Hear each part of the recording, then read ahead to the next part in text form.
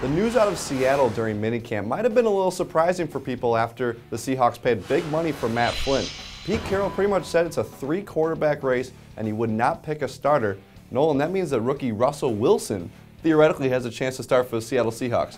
Is this just Pete Carroll being Pete Carroll? Are these all smoke and mirrors, or does Wilson have a legitimate shot to start for the Seahawks? Well, I know this. John Schneider, the GM in Seattle, absolutely loved Russell Wilson during the draft. Got him rated as a top talent, clear first rounder. They were surprised he was sitting there in the third, and I think they were very pleased to get him in that system.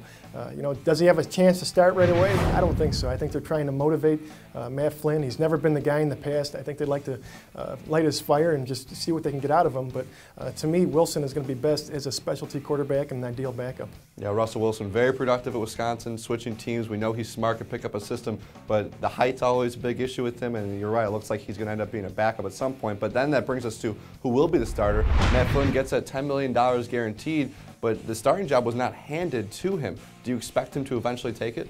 I think they're fully expecting him to take it, but he's never been the guy in the past. And you talk to teams around the league, many were concerned whether he was going to be able to get it done without the supporting cast that's in Green Bay, one of the best in the league. So I think that's the big question. Is he going to be able to step into an assertive leadership role and really command that offense?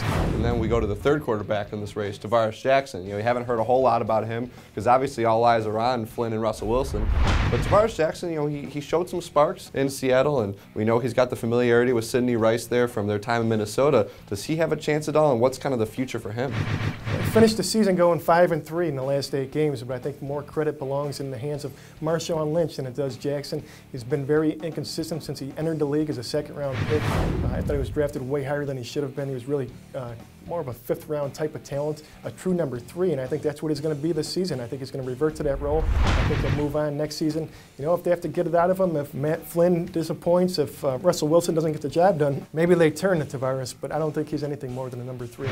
Well, as you mentioned with Marshawn Lynch, had a great season last year. They have a good running game, got some nice young defenders, so that the defense is pretty good in a weak division. If Seattle can nail down that quarterback position, they could be a team that will compete for the playoffs in the NFC.